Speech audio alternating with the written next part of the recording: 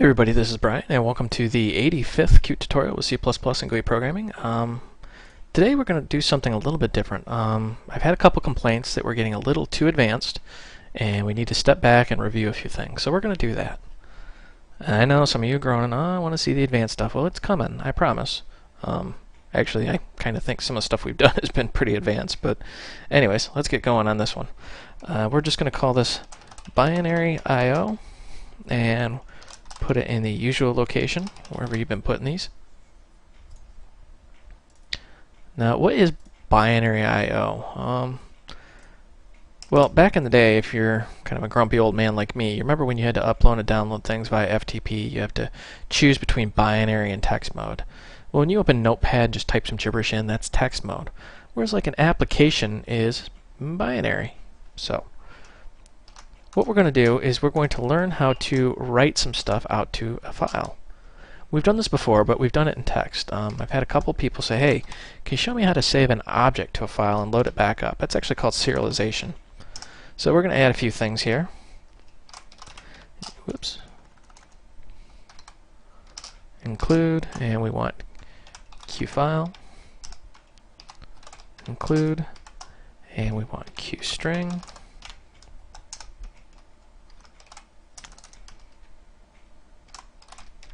Include, and we want QMap.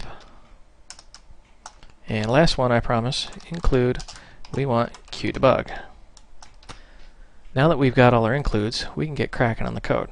And I have to apologize if you hear this dinging noise. My phone is like on its last leg, and it just goes in and out of service. And when it goes in service, it just, I mean, it gets pegged. I get like 100 emails in a shot, and it just drives me insane. So what we're going to do here is we're going to save. So we're going to say int mynum, and we're going to say 22. We're just, picking a random number here. We're going to say qmap, and we want a q int, and let's just say 64, just for the sake of argument here, and a q string. And you can hear my phone going crazy. I really need to buy a new phone. See, I bought my phone back when it was hip and cool, and now it's just old and pathetic, but darn it, I like my phone. I paid a lot of money for it, so, well, actually I'm lying, I hate my phone. I'm really, really looking forward to getting a new one, but don't tell anybody that. So, we're just going to add a few things to our map here, and if you have no idea what I'm doing, I beg you go out and watch the other tutorials. We've covered all of this stuff. But just for the sake of argument, in case you haven't seen this, a map is like a list where you can add keys to it. So we're just adding a few things to our map here. And now we want to save it to disk. So we're going to say QFile, and we'll call this file. And let's say E drive. Put this pretty much wherever you want to put your files. E drive test, and we'll say myfile.txt. Don't get thrown by the .txt. We're actually going to write a binary file, but I'm going to open it up in Notepad and kind of show you the contents here. So we're going to say if not file open. So we want to do some basic error checking here, and we want QIO device, and we want write only, because we're only going to write to this. So if we cannot open the file in write mode, we're just going to return. We should probably spit something out on the screen saying, hey, problem, danger, Will Robinson. Alright. Could not open file. So now that we've got the file open, the first thing you should always do is flush. Actually, if you're paying attention, that's the last thing you do, but I always add it first, that way I don't forget to do it. Be sure to flush the file and close it. What flush does, it's kind of like, well, flushing a toilet. It makes sure that everything that's in the bowl goes down the pipe.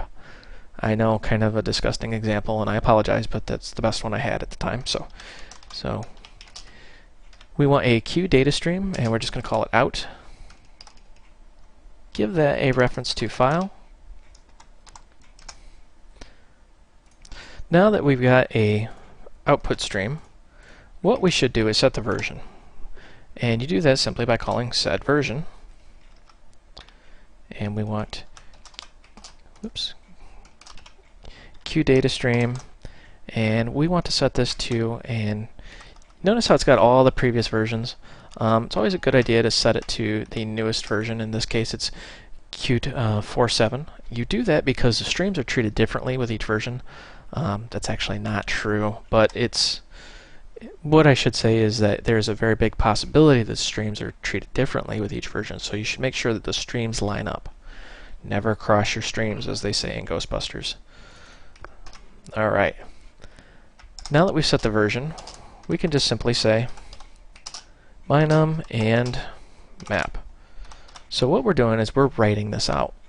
We're actually writing two variables out to our file. We're writing mynum, the number 22, and map, which is this object right here, along with its associated data. And we're going to write it, in my case, edrivetest myfile.txt. So let's go ahead and save. Run this. And we didn't output anything, but I can guarantee you that it saved.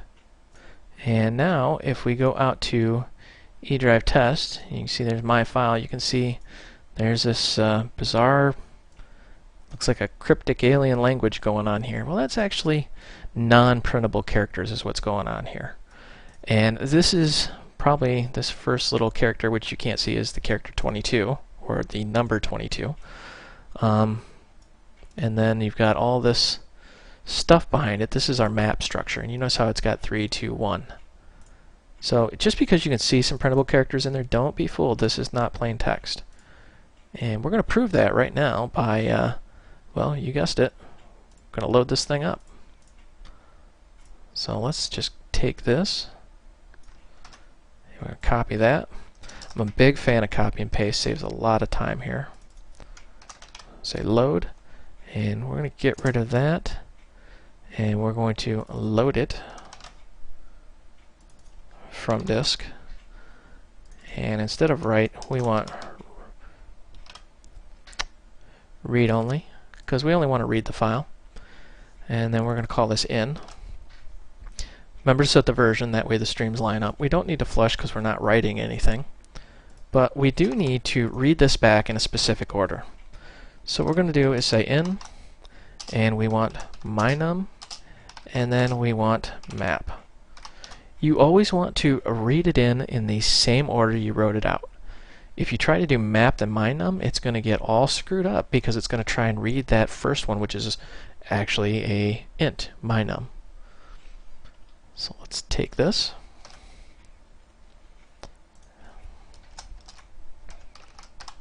And let's actually, just so we don't confuse you, comment out the save. So we're not doing the save at this point.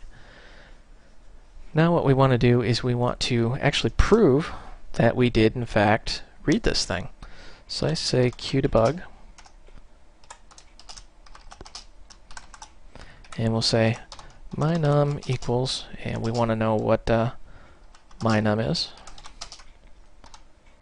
And then let's say for each, and we'll say qstring, and let's just call this item, and map values. And let's kind of scroll down here so you can see what's going on here. And we just want to do a qdebug. We just want to print that item out here. So we're just going to print the item. So real quick, let's review. We've commented out save because we just, for whatever reason, we don't want to overwrite the file. We just want to prove that we're actually reading it. So we're going to run load. So we've got our, actually, let's get rid of that. We've got our uninitialized mynum, our uninitialized map. We're reading it from the same file. We're doing read only. That way we're not modifying the contents of the file. We're, ooh, caught a bug. That would have been nasty. We're setting the version to make sure it matches up with the version that it was written in. And then we are reading in the same order that we wrote out. Closing the file, and then we're just printing it out on the screen. Let's run this, see what happens. Sure enough, mynum 22 and then 1, 2, 3. So there you go in all its glories. That's how you read and write binary. Well, this is Brian. Thanks for watching. I hope you found this educational, entertaining, and once again, all the source code will be out on my website, voidrealms.com. Just go to tutorials, and then Qt, and then whichever one you're looking for. So, thanks for watching, and shoot me some feedback. I like hearing from you guys.